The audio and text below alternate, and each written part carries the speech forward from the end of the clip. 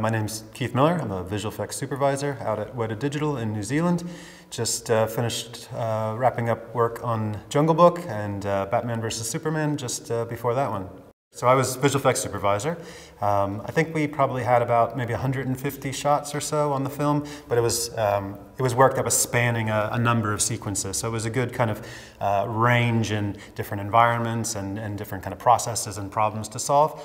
I would say the bulk of our work was in the Metropolis battle sequence. So that's the scene where Lex kind of gets his mad scientist gear up and running, and he kind of gets Zod reborn as Doomsday inside of the Genesis chamber. And then we go through that birth moment, and then the kind of ensuing battle that spills out into the park and out into the wider Metropolis up on LexCorp Tower.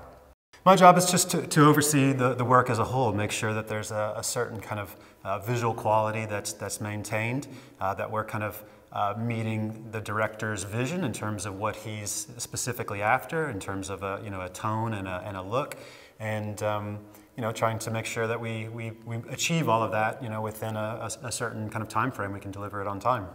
There were a number of shared assets on this film, shared assets with MPC and Scanline in particular.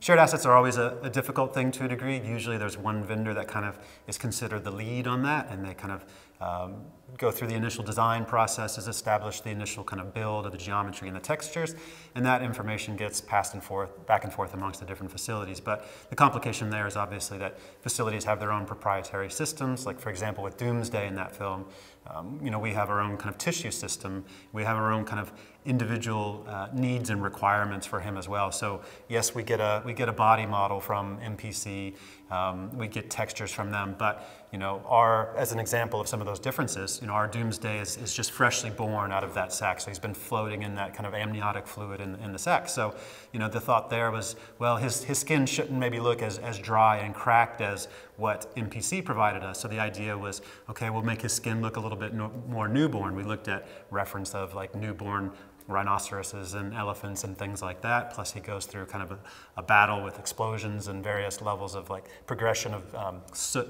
variants and things like that. And then just the general kind of process of creating, the bones and the tissues and the muscle and all of that stuff that feeds into our simulation processes.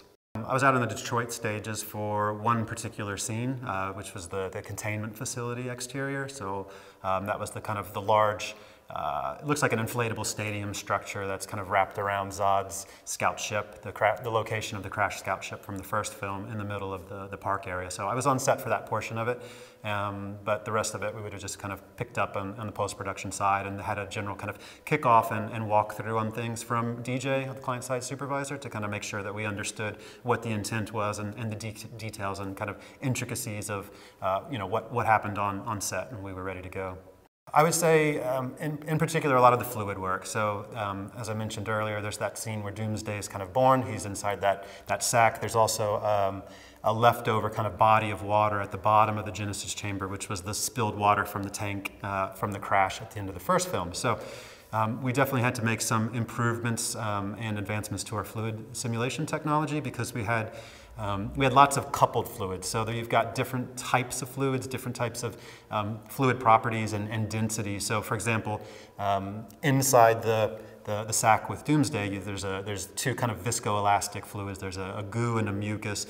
There's also like a dense kind of blood layer, which is a thinner layer, but it's a little bit heavier than water, so it kind of sits at the bottom of the sack. And then kind of above that, you've got the amniotic fluid. So all those fluids are kind of splashing and mixing and playing together. And then obviously when he tears his way out of that membrane, all of those fluids kind of rush out. They're splashing and mixing and interacting with the existing water at the bottom of the chamber. So getting all of those multiple types of fluids playing nicely together was probably one of the more challenging and time-consuming things. I would say that's the main one. So obviously, as I mentioned, it's our proprietary kind of fluid or just general simulation frameworks and apps. And so again, getting those multiple fluid types all kind of behaving nicely together was probably the main advancement, I would say, on the film. That's always a part of the early conversations. I mean, from the moment that you're kind of reading the script or looking at the bid package and those conversations with the clients, and once you've got a feel for the scope of the work, what's required, as a supervisor, you try to break that material down, look at it in terms of what technological advancements you need to achieve to create the work for the film. So early on in this film, we knew that we needed to do some complicated fluid work. We knew that we needed lots of kind of viscoelastics, or something that I don't think we've done a lot of in the past, so it was interesting work for us to kind of take on and use that as a stepping stone to advance some of our fluid simulations. So it was pretty early on, I mean, from the get-go, really, that we knew we needed to do that work. So we got onto that R&D pretty much right at the start, and it carried on all the way through the film. I mean, I think it was, within even the last 2 or 3 months of the project, we were still kind of tweaking that system a little bit, and just generally refining things to make the work better.